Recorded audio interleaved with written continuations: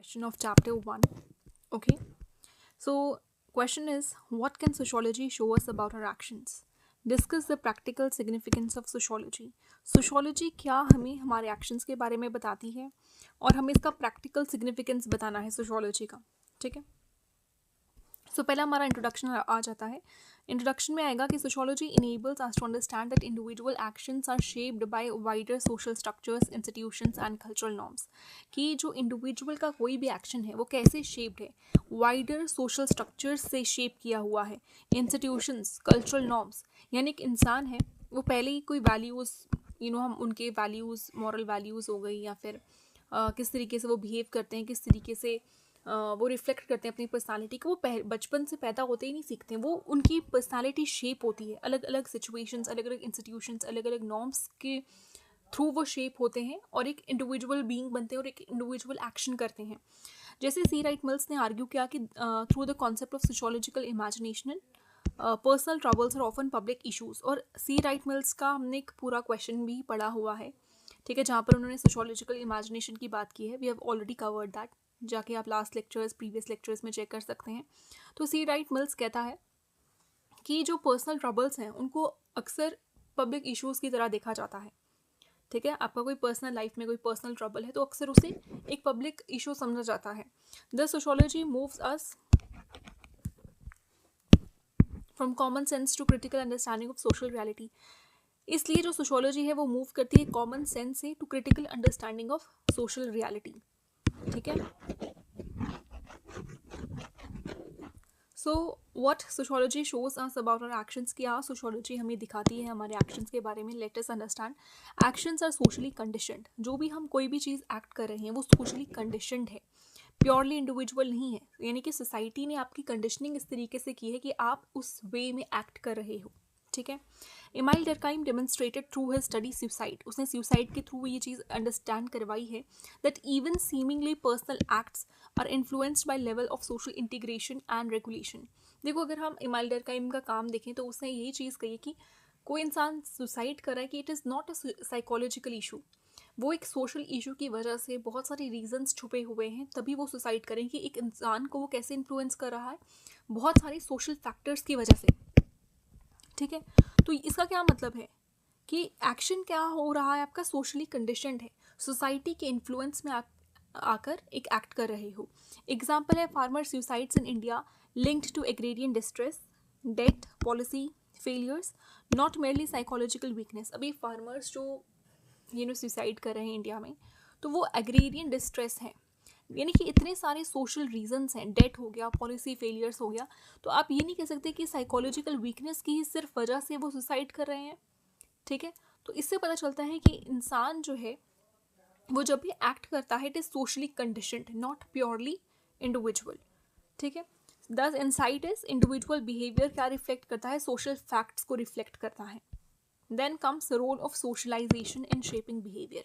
हमारे एक्शन को, हमारे बिहेवियर को कौन शेप करता है, सोशलाइजेशन. सोशलाइजेशन क्या होता है, the process through which we interact. ठीक है, एंड हम किस तरीके से इंटरैक्ट करते हैं, किस तरीके से बिहेव करते हैं, वो सोशलाइजेशन प्रोसेस से होता है.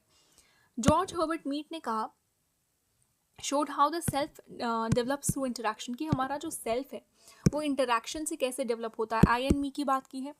Family, school, media shape gender roles, aspirations and morality. Family हो गया, स्कूल हो गया, मीडिया हो गई, ये सब क्या है, ये सब हमें शेप करती हैं, हमारी पर्सनालिटी को शेप करती हैं, हमारे जेंडर रोल्स को शेप करते हैं. एग्जाम्पल हो गया gender division of labour normalised through early socialisation. ये जो जेंडर डिवीजन ऑफ लेबर है इसको पहले से ही, बचपन से ही नॉर्मलाइज कर दिया जाता है बच्चों में. ठीक है, what we think is natural is often socially constructed. कई बार हम चीज़ ऐसे समझते हैं कि यार ये नेचुरली तो ऐसी ही है, पहले से ही ऐसी है, वो हम ऐसा नेचुरल हमें लग रहा है, बट क्योंकि वो सोसाइटी ने हमारे अंदर एम्बेडेड इस तरीके से करवाई है कि हम सोचते हैं इट इज़ ऑल नेचुरल, ऐसा ही सिस्टम है भाई, ऐसे चला आ रहा है. हम क्यों नहीं क्वेश्चन करते हैं कुछ नॉर्म्स को, कुछ रूल्स को हम क्यों नहीं क्वेश्चन करते हैं, क्योंकि हमें सोशली उसी तरीके से हमारे अंदर वैल्यूज़ को इम्बाइब कराया है. Then comes influence of social structure and status. हमारे सोशल स्ट्रक्चर और स्टेटस का इन्फ्लुएंस. कार्ल मार्क्स ने लिंक किया है ह्यूमन के एक्शन को to material conditions and class position. Karl Marx की बात करें तो उसने ह्यूमन एक्शन को, कोई भी इंसान एक्ट कर रहा है, उसे बताया, उसे लिंक किया है मटीरियल एक्शन कंडीशंस के साथ और क्लास पोजीशन के साथ। मैक्स वेबर ने भी स्टेटस एंड पावर डायमेंशंस को कवर किया है। ठीक है, एग्जाम्पल ले लेते हैं। Voting behaviour influenced by caste class networks in India. ठीक है, जो वोटिंग बिहेवियर अगर आप इंडिया में देख लो, इंडिया में कास्ट क्लास की बहुत बात होती है, ठीक है, पॉलिटिक्स की बहुत बात होती है। तो अगर हम वोटिंग बिहेवियर देखेंगे, it is influenced by caste class networks in India. Insight क्या मिलता है हमें इससे? Agency operates with in structural constraints, यानी कि स्ट्रक्चरल कंस्ट्रेंट्स के अंदर एजेंसी अपना काम भी कर लेती है और हमें पता नहीं चलता है। यानी कि ये जो क्लास कास्ट हो गया, ये सब चीज़ें हमारे अंदर किस तरीके से अंदर सोशलाइज करवाई है हमें पता नहीं चलता। यानी ये किस तरीके से ये स्ट्रक्चर इंस्टीट्यूशंस काम करते हैं हमें नहीं पता चलता है। मतलब हम इनके इन्फ्लुएंस में आ जाते हैं और हमें पता भी नहीं चलता है। Then comes cultural and ideological conditioning.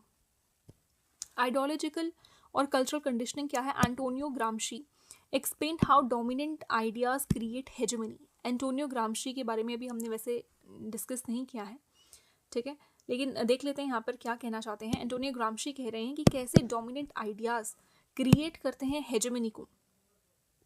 Media shape करती है एस्पिरेशंस को, कंज्यूमरिज्म, ब्यूटी स्टैंडर्ड्स। देखो ये सब हमें मीडिया से बहुत हद तक हम मीडिया से ही इन्फ्लुएंस होते हैं। ठीक है, जैसे भी एग्जांपल लेते हैं, पहले जो आईब्रोज होती थी they used to be very thin, ठीक है, और उसे एक स्टैंडर्ड मान लिया गया कि जिनकी बहुत पतली थिन आईब्रोज होंगी those girls are very beautiful और those girls are considered as beautiful. अब आईब्रोज को किस तरीके से कंसिडर किया जा रहा है ब्यूटी स्टैंडर्ड में? थिक आईब्रोज को, है ना। तो ये क्या है? ये हमारी ब्यूटी स्टैंडर्ड्स, ये दोनों चीज़ें क्या हैं कि मीडिया ने हमारी आइडियोलॉजी को किस तरीके से कंडीशन किया हमें पता भी नहीं चला। हमारी वैल्यूज़ हमारे दिमाग में अंदर डाल दी बातें, और अब हमें हमारे लिए ब्यूटी स्टैंडर्ड यही है। ठीक है, मतलब हमारे ब्यूटी स्टैंडर्ड्स चेंज हो रहे हैं। ठीक है, कंज्यूमरिज्म, ब्रांड्स, ठीक है, अभी इतनी सब चीज़ों के बारे में पहले कोई इतना ब्रांड्स का नहीं होता, अब हर चीज़ की ब्रांड देखी जाती है। इंसान की वैल्यू उसकी ब्रांड से किए जाने लगी है। क्यों? क्योंकि हमारी कंडीशनिंग अब इस तरीके की हो गई है। ठीक है, आर प्रेफरेंसेस में reflect dominant ideology rather than free choice. तो ये हमारी जो प्रेफरेंसेस है ना वो बेसिकली डोमिनेंट आइडियोलॉजी को रिफ्लेक्ट करते हैं। ठीक है, जैसे भी मैं आपको एग्जांपल देती हूँ, जैसे भी हम प्यूमा के शूज़ पहन रहे हैं, नाइकी के पहन रहे हैं, ये इसलिए नहीं कि हमें फ्री चॉइस है या कुछ इस तरीके हमें बहुत पसंद है।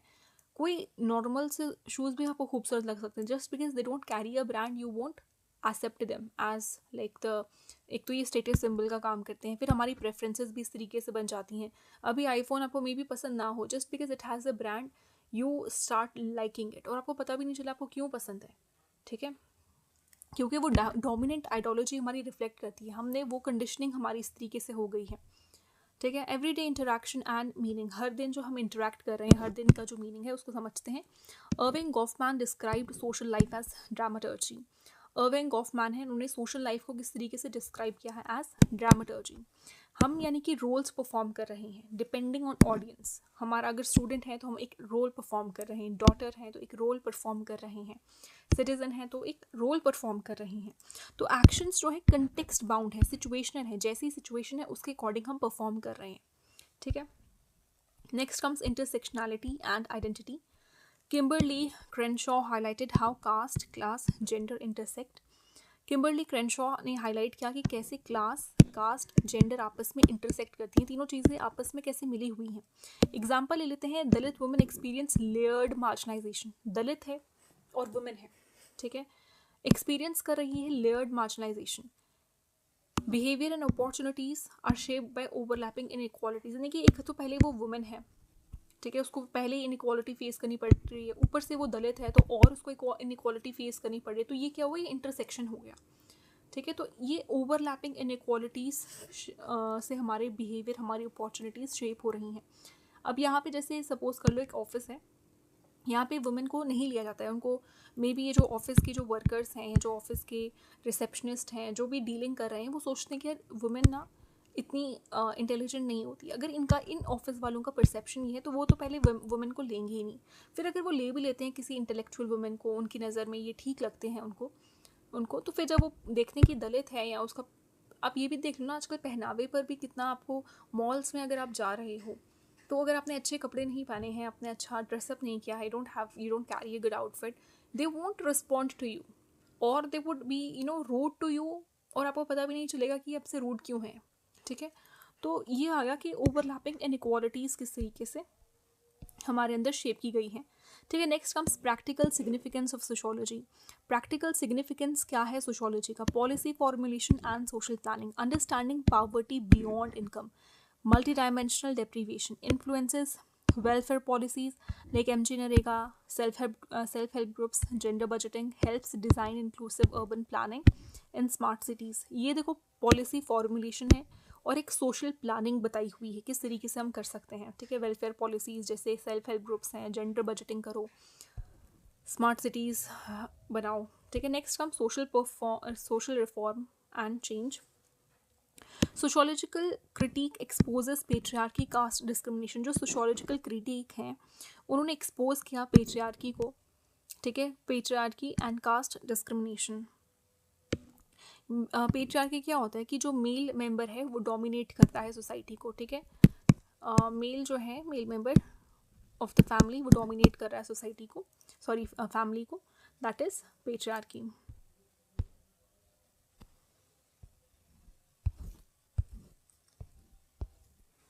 Patriarchy, caste discrimination, reform movements जैसे कि anti untouchability, women rights draw on sociological insights. Then comes conflict resolution and social harmony, understanding communalism as a social process, prevent simplistic blame, promote secular and plural values in diverse societies like India। जैसे भाई हमारी India एक country है और ये बहुत diverse है nature में। ठीक है, तो इसलिए क्या प्रमोट कर रही है? सेक्युलरिज्म को और प्लूरल वैल्यूज़ को। अब इतनी डाइवर्स है तो कॉन्फ्लिक्ट होना ज़्यादा चांसेस हैं, लेकिन कंट्री क्या प्रमोट कर रही है कि सेक्युलरिज्म को प्रमोट कर रही है, प्लूरल वैल्यूज़ को प्रमोट कर रही है। ठीक है, जिससे कॉन्फ्लिक्ट रेजोल्यूशन, मतलब यानी ये कॉन्फ्लिक्ट को रोकने के तरीके हैं ये, और सोशल हार्मनी को they are bringing social harmony in the society. Then comes modernisation and development. M Srinivas concepts like Sanskritisation and dominant caste help understand rural change. M Srinivas को हम पेपर 2 में पढ़ेंगे। ठीक है, बहुत ही इंपॉर्टेंट थिंकर है। इन्होंने कॉन्सेप्ट जैसे संस्कृताइजेशन और डोमिनेंट कास्ट दिया हुआ है, इससे हम रूरल चेंज को समझने में हमें मदद होती है। Helps administrators anticipate social resistance. Then comes personal empowerment. Sociology liberates individuals from fatalism. Fatalism क्या होता है? प्रीडिटरमिन्ड बाय फेट, यानी कि आपने सोच लिया कि किस्मत में ऐसा ही होना था, ऐसा ही लिखा है और ऐसा ही हो रहा है। आपने किस्मत को सारा एक तरीके से ब्लेम कर लिया। तो सोशोलॉजी क्या कर रही है? लिबरेट कर रही है इंडिविजुअल्स को, आज़ाद कर रही है इस फेटलिज्म के कॉन्सेप्ट से कि ऐसा नहीं कि किस्मत से हो रहा है, आपको अपनी किस्मत खुद बनानी पड़ती है। As Mills argued, it enable citizens to connect biography with history. CW Mills का हम ऑलरेडी पढ़ चुके हैं एक पूरे आंसर में, आप वहाँ पर देख सकते हैं कि बायोग्राफी विद हिस्ट्री को कैसे उन्होंने एक्सप्लेन किया हुआ है, सोशोलॉजिकल इमेजिनेशन को कैसे एक्सप्लेन किया हुआ है, बिकॉज ये पूरा कॉन्सेप्ट समझाना फिर it will take a lot of time. तो मिल्स ने आर्ग्यू किया कि जो ये इनेबल्स करता, ये सिटीजन्स को इनेबल करता है ताकि हम बायोग्राफी को हिस्ट्री के साथ कनेक्ट कर सकें। Encourages critical thinking for civil servants and policy makers जो हैं, सिविल सर्वेंट्स जो हैं, उनकी क्रिटिकल थिंकिंग को एनकरेज करता है। Then comes evidence based governance, surveys, census, national statistical survey organisation, data help design targeted schemes, prevents policy failure को prevent करता है due to ignorance of social reality. जब हम सोशल रियलिटीज़ को ignore करते हैं तो उससे क्या होता है, कोई पॉलिसी फेलियर हो सकता है, तो उसे प्रिवेंट करना वो भी इसके अंदर आ जाता है। Then comes conclusion. Sociology reveal करती है कि ह्यूमन एक्शंस ना सोशली एम्बेडेड है, स्ट्रक्चर्ड है, लेकिन और कल्चरली मीडिएटेड है। यानी ह्यूमन कोई भी एक्ट कर रहा है वो उसके स्ट्रक्चर में ऐसा है, सोशल सिस्टम में ऐसा हो रहा है, सोशली एम्बेडेड है, तो इसलिए ह्यूमन उस तरीके से बिहेव, उस तरीके से एक्ट कर रहा है। It transforms private troubles into public issues. For a society like India marked by caste, diversity and rapid change, sociology provides both diagnostic tools and normative direction for inclusive development. Sociology एक merely academic ही नहीं है, ठीक है, आप academic तरीके से नहीं सिर्फ सोशोलॉजी को देख सकते हो, बल्कि ये डीपली प्रैक्टिकल है, कैसे गवर्नेंस को शेप करना है, कैसे रिफॉर्म्स लाने हैं और कैसे सेल्फ अंडरस्टैंडिंग करनी है, उसके लिए सोशोलॉजी बहुत इंपॉर्टेंट है।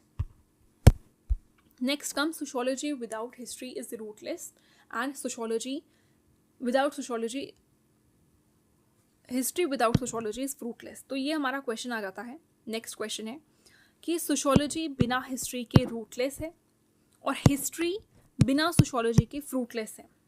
ठीक है, इसका क्या मतलब है? देखो, sociology needs history to understand where society comes from, society को हिस्ट्री की ज़रूरत है कि सोसाइटी कहाँ से आई है, और हिस्ट्री को सोशोलॉजी की ज़रूरत है to understand what social forces are behind events. ठीक है, अब हम इसे थोड़ा सा अंडरस्टैंड करते हैं कि इस क्वेश्चन का क्या मतलब है। देखो, इसके इंट्रोडक्शन में लिखा है, the statement highlights the interdependence of sociology and history in understanding social reality. आप सोशल रियलिटी को कैसे समझ रहे हो? इंटरडिपेंडेंस हो रही है, यानी कि सोशोलॉजी और हिस्ट्री आपस में इंटरडिपेंडेंट है। ठीक है, sociology studies pattern, structures and institutions, sociology patterns को समझ रही है, स्ट्रक्चर्स, इंस्टीट्यूशंस को, history processes and temporal change. As E.H. Carr noted, history is a continuous dialogue between past and present. History past और present के बीच में एक बहुत ही कॉन्टिन्यूस डायलॉग है, यानी कि पास्ट में क्या हो रहा है, प्रेजेंट में क्या हो रहा है, आप उसे हिस्ट्री की नज़र से देखते हो, लेकिन सोशोलॉजी एक कॉन्सेप्चुअल टूल प्रोवाइड करता है for this dialogue. Then comes why sociology without history is rootless. ठीक है, देखो यहाँ रूटलेस का मतलब क्या है। Rootless means something that has no roots, या कोई जिसकी कोई फाउंडेशन नहीं है, कोई बैकग्राउंड नहीं। तो हिस्ट्री इज रूटलेस, सोशोलॉजी बिना हिस्ट्री के रूटलेस है। ठीक है, देखो सोशोलॉजी क्या क्या करती है, कास्ट को पढ़ती है, रिलीजन को पढ़ती है, फैमिली हो गया, स्टेट हो गया, क्लास हो गया, जेंडर हो गया, सोशल चेंज हो गया ना। लेकिन क्या ये चीज़ें all of a sudden I? All these things have appeared in a system way, in a systematic way, like they have developed over the period of time. They didn't have come all of a sudden कि अचानक से आपने society पढ़ लिया, अचानक से आपने class पढ़ लिया। नो, पीछे से उसकी एक हिस्ट्री चली आ रही है। So the over the period of time part is history, है ना। समझ आई क्या मैं कहना चाहती हूँ? कि ये जितनी भी चीज़ों को जो सोशोलॉजी पढ़ रही है, ये all of a sudden appear नहीं हुई हैं। They have developed over the period of time, और ये जो over the period of time है, यही पार्ट जो है ये हिस्ट्री कहलाता है। ठीक है, अब देख लेते हैं क्या आंसर में लिखा हुआ है। Social structures are historically produced, institutions, caste, family, state, religion evolved over time. Karl Marx ने हिस्टोरिकल मटेरियलिज्म को एम्फसाइज किया कि सोशल स्ट्रक्चर्स अराइज करते हैं मटेरियल कंडीशन से। Without historical context sociological analysis become static. देखो, अगर कोई हिस्टोरिकल कंटेक्स्ट नहीं होगा तो वो स्टैटिक हो जाएगा ना। उसमें डायनेमिज्म क्या हुआ? कुछ भी डायनेमिज्म नहीं है। क्यों? क्योंकि पहले कैसी सोसाइटी थी, अब कैसी है, वो चेंज नहीं देखने को मिल रहा है। ठीक है, जैसे भी हम एग्जाम्पल ले लेते हैं, कास्ट को समझते हैं। Understanding caste requires tracing its evolution from Vedic varna to colonial codification. देखो, कास्ट की अलग अलग फॉर्म्स रही हैं, और वो आपको कैसे पता चलेगा? आप पास्ट टाइम्स का देखोगे, एंशियंट टाइम्स में कैसी कास्ट थी, मिडीवल टाइम्स में कैसी कास्ट थी, तो उससे आपको डिफरेंस पता चल पा रहा है। अगर आपको डिफरेंस ही नहीं पता पास्ट में क्या हो रहा है, तो आप अभी का क्या एनालाइज कर पाओगे? ठीक है, तो if a sociologist studies caste today, बिना हिस्ट्री के अगर एक सोशोलॉजिस्ट कास्ट को पढ़ता है, तो वो देखेंगे कि रिजर्वेशन है, कास्ट पॉलिटिक्स है, इनइक्वालिटीज़ है। लेकिन इफ़ दे डोंट नो कि कैसे वर्ना इवॉल्व हुआ था, कैसे जाति सिस्टम इवॉल्व हुआ था, कैसे ब्रिटिश सेंसस ने कास्ट कैटेगरीज को फिक्स किया था, तो वो अंडरस्टैंडिंग ऑब्वियसली इनकम्प्लीट रहेगी, क्योंकि वो सिर्फ आज के समय से जान रहे हैं कि कास्ट कैसे हो रहा है, कास्ट पॉलिटिक्स में देखा जा रहा है, इनइक्वालिटीज़ देखी जा रही हैं, रिजर्वेशन देखी जा रही है। लेकिन उसका फॉर्मेशन कैसे हुआ, वो कास्ट बनी कैसे, कास्ट से इनइक्वालिटीज़ फॉर्म कैसे हुई, उसके लिए एक पास्ट जानना ज़रूरी है। ठीक है, इसलिए जो थिंकर्स जैसे कार्ल मार्क्स है, इन्होंने हिस्टोरिकल मटीरियलिज्म की बात की है कि सोशल सिस्टम जो है ये हिस्टोरिकली डेवलप होते हैं। ठीक है, तो बिना हिस्ट्री के सोशोलॉजी बहुत शैलो और मैकेनिकल हो जाती है। इसीलिए हम कह रहे हैं कि सोशोलॉजी इज़ रूटलेस। ठीक है, now modernity is a historical process. Modernity को आज का हम कहते हैं, मॉडर्निटी कंटेम्प्रेरी वर्ड है, आज के समय की बात करते हैं। तो मॉडर्निटी भी लेकिन देखा जाए एक हिस्टोरिकल प्रोसेस है, किसी चीज़ से, किसी फोर्सेस, सोशल फोर्सेस से गुजर कर आई है, तब जाके मॉडर्निटी टर्म बनी है। बहुत सारी events that took place at that period of time, then that is how modernity took place ना। ऐसा नहीं था कि all of a sudden modernity आ गई। तो एंथनी गिडेंस ने मॉडर्निटी को डिस्क्राइब किया as shaped by industrial capitalism, nation state formation and surveillance. ये सब चीज़ें, ये सब इवेंट्स देखने को मिले, तब जाके मॉडर्निटी जो है शेप हुई। ठीक है, तो सोशोलॉजी को इन सब चीज़ों को एग्जामिन करना पड़ेगा, चाहे वो कोलोनियलिज्म हो, इंडस्ट्रियल रेवोल्यूशन हो, ग्लोबलाइजेशन हो। ठीक है, इंडियन कॉन्टेक्स्ट में land reforms, green revolution, liberalisation, reshaped class and agrarian relations, ये सारे इवेंट्स आपको समझने पड़ेंगे। पास्ट में इन इवेंट्स का क्या कनेक्शन था, क्या समझा रहा है ये इन इवेंट से, और कैसे इसने क्लास और एग्रेरियन रिलेशंस को शेप किया। ठीक है, then comes Indian sociology historical anchoring. GS Ghurye, MN Srinivas के बारे में बात की है। देखो ये जो थिंकर्स हैं जो मैंने इसमें डाले हैं, कुछ थिंकर्स ये हमारे पेपर 2 से हैं और वो हम डिटेल में बाद में थिंकर्स को पढ़ेंगे आफ्टर कंप्लीटिंग पेपर 1। ठीक है, तो ये नहीं सोचिएगा कि ऑल ऑफ अ सडन ये क्यों डाल दिया है। इट इज़ बिकॉज ये यहाँ से ये थिंकर्स, क्योंकि GS गुरे इंडोलॉजिकल की बात उन्होंने की है। ठीक है, MN श्रीनिवास और इन्होंने इंडियन कॉन्टेक्स्ट को एक्सप्लेन किया है, तो यहाँ पर इनका थिंकर्स का जो है बिल्कुल फिट बैठ रहा है कि आप इनको समझाओ, इनके थ्रू समझाओ पॉइंट को। GS गुरे ने एम्फेसाइज किया इंडोलॉजिकल और हिस्टोरिकल मेथड्स को। MN श्रीनिवास ने फील्ड वर्क को कंबाइन किया, historical understanding of caste mobility, बिना हिस्ट्री के कॉन्सेप्ट्स जैसे कि संस्कृताइजेशन। अगेन MN श्रीनिवास ने ये संस्कृताइजेशन का कॉन्सेप्ट दिया है। तो अगर आप हिस्ट्री ही नहीं जानते हो तो ऑब्वियसली वो संस्कृताइजेशन का concept it will lack depth. Then avoiding presentism, purely contemporary analysis, जो प्योरली आज के एनालिसिस है, आज के टाइम की जो एनालिसिस अगर आप कर रहे हो, अगर आप उसमें पास्ट को नहीं ऐड करोगे तो it will ignore continuity and change. क्या चेंज आया आपको ऑब्वियसली नहीं पता क्योंकि आपने पिछले पास्ट को देखा ही नहीं।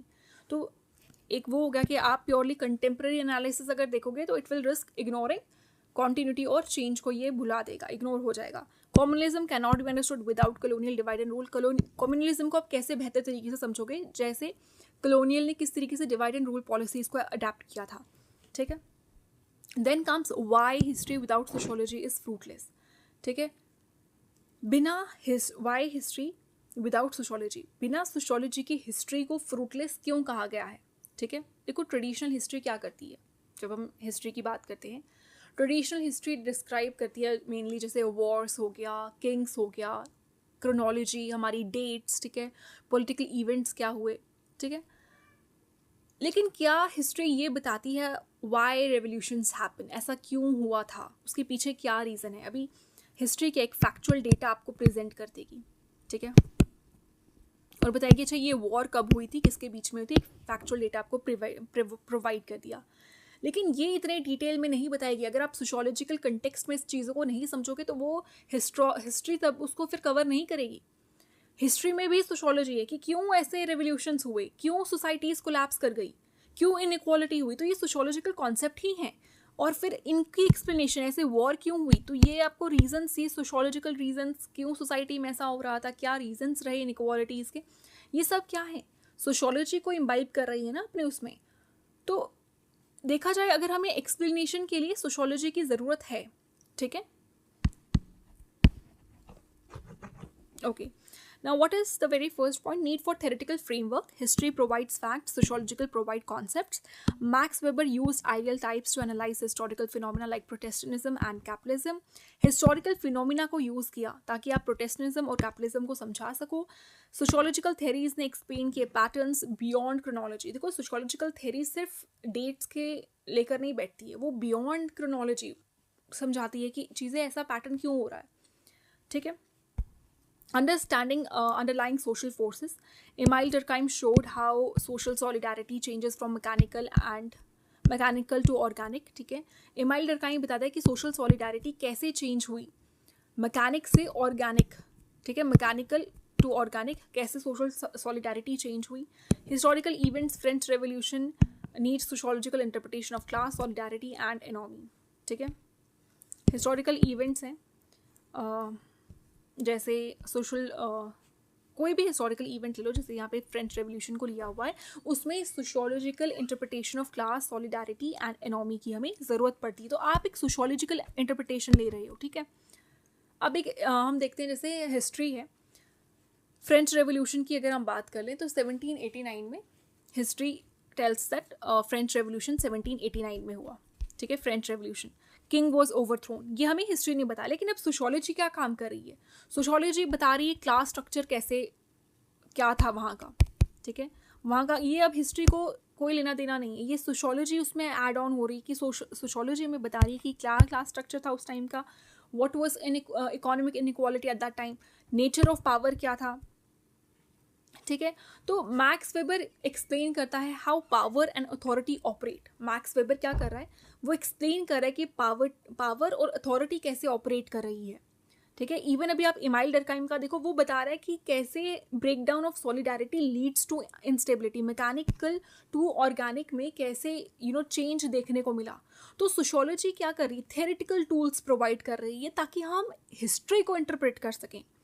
बिना सोशियोलॉजी के history becomes just story telling. ठीक है, अगर आप सोशियोलॉजी नहीं देखोगे, हिस्ट्री में सोशियोलॉजी नहीं होगी, तो हिस्ट्री सिर्फ एक स्टोरी टेलिंग की तरह रह जाएगी। तो इसीलिए उसे फ्रूटलेस कहा गया, यानी कि वो सिर्फ फैक्ट्स देती है, ना कि डीपर अंडरस्टैंडिंग। डीपर अंडरस्टैंडिंग कौन दे रही है हमें, सोशियोलॉजी। तो अगर सोशियोलॉजी नहीं होगी तो it would be called as fruitless. समझ आई। Next then comes next point is beyond political narratives. ठीक है, traditional history focused on kings and war, sociological approaches introduce history from below. वो इंट्रोड्यूस कराती है हिस्ट्री को पूरे एक डिटेल में कि क्या क्या डीपर अंडरस्टैंडिंग रहेगी। ठीक है, उस चीज़ों को एक्सप्लेन करती है। रंजीत गोहा and subaltern studies integrated sociological insights into historiography. ठीक है, जो रंजीत गुहा है या फिर सबाल्टर्न स्टडीज़ हैं, ये इंटीग्रेट करते हैं इंसाइट्स को into historiography. Then comes comparative and structural analysis. Barrington Moore Jr. linked agrarian structures to political outcomes. Sociology enables generalization and pattern recognition. Then comes synthesis, historical sociology thinkers का बताया हुआ, जैसे Charles Tilly को इन्होंने explain किया हुआ है। Combined history and sociology to study state formation, उन्होंने हिस्ट्री को और सोशियोलॉजी को दोनों को कंबाइन करके स्टेट फॉर्मेशन को स्टडी कराया है। इमानुअल वॉलरस्टेन को हम अपने लास्ट लेक्चर में कवर कर चुके थे। अभी आई थिंक लास्ट हमारा जो लेक्चर गया है उसमें मैंने आपको डिटेल में वर्ल्ड सिस्टम थ्योरी को अंडरस्टैंड कराया है। So Immanuel Wallerstein develop world system theory linking capitalism with global historical processes. Historical sociology bridges macro and micro, structure and change. तो हिस्टोरिकल सोशियोलॉजी क्या करती है, माइक्रो मैक्रो को bridge करती है, स्ट्रक्चर और चेंज को। ठीक है, इसका क्या रिलेवेंस है इंडियन कंटेक्स्ट में, does it have any context. देखो कास्ट जो है, ठीक है, इफ़ वी अंडरस्टैंड कास्ट, उसमें आपको हिस्टोरिकल ओरिजिन्स और कंटेम्प्रेरी स्ट्रैटिफिकेशन देखने को मिलेगी। एग्रेरियन स्ट्रक्चर को आप पढ़ोगे, उसमें कलोनियल पिछले टाइम में क्या हुआ, प्रेजेंट रूरल इनइक्वालिटीज़ क्या हैं, जेंडर में रिफॉर्म मूवमेंट्स क्या क्या लाई गई थी, और आज की प्रेजेंट की बात करें तो फेमिनिस्ट स्ट्रगल क्या क्या है। नेशनलिज्म में एंटी कलोनियल हिस्ट्री क्या रही थी, और मॉडर्न आज के टाइम की मॉडर्न आइडेंटिटी पॉलिटिक्स क्या है। सिविल सर्वेंट्स के लिए जो इंटीग्रेशन है ये प्रिवेंट करती है पॉलिसी फेलियर्स को arising from ignoring historical sensitivities. अगर आप हिस्टोरिकल सेंसिटिविटीज़ को इग्नोर करते हो तो पॉलिसी फेलियर देखने को आपको ज़रूर मिलेगा। ठीक है, तो यही इंटीग्रेशन जो है आपको हेल्प करती है कि आप पॉलिसी फेलियर ना करो, आप पॉलिसी मेकिंग में कोई कमी ना रखो। ठीक है, देखो ये इस तरीके से है, आप sociology is like studying a tree. ठीक है, आप इस ट्री को पढ़ रहे हो अच्छे से, लेकिन हिस्ट्री क्या बताएगी, हाउ डिड द ट्री ग्रू। ठीक है, अगर आप सिर्फ पढ़ते हो कि ट्री कैसे ग्रो हुआ, ठीक है, बिना ये जाने how it grew, obviously you won't understand its roots कि कैसे ग्रो हुआ था। सिर्फ आप पढ़ रहे हो कि ये एक ट्री है, इसके ट्रंक है, इसके पार्ट्स हैं, ठीक है, तो उसके अगर आप रूट्स को ही नहीं समझोगे, उसकी जड़ को ही नहीं समझोगे, ऑब्वियसली आपका जो नॉलेज है वो इनकम्प्लीट रहेगा। ठीक है, आप अच्छे से नहीं समझ पाओगे। तो कंप्लीट अंडरस्टैंडिंग के लिए दोनों का होना ज़रूरी है। This is what sociology and history talks about. ठीक है, अभी जैसे एग्रेरियन क्राइसिस की बात की थी, देखो हिस्ट्री में आपने पढ़ा होगा कि कॉलोनियल लैंड रेवेन्यू सिस्टम क्या रहा था, लेकिन सोशियोलॉजी किस चीज़ की बात करता है कि प्रेजेंट क्लास रिलेशंस क्या हैं।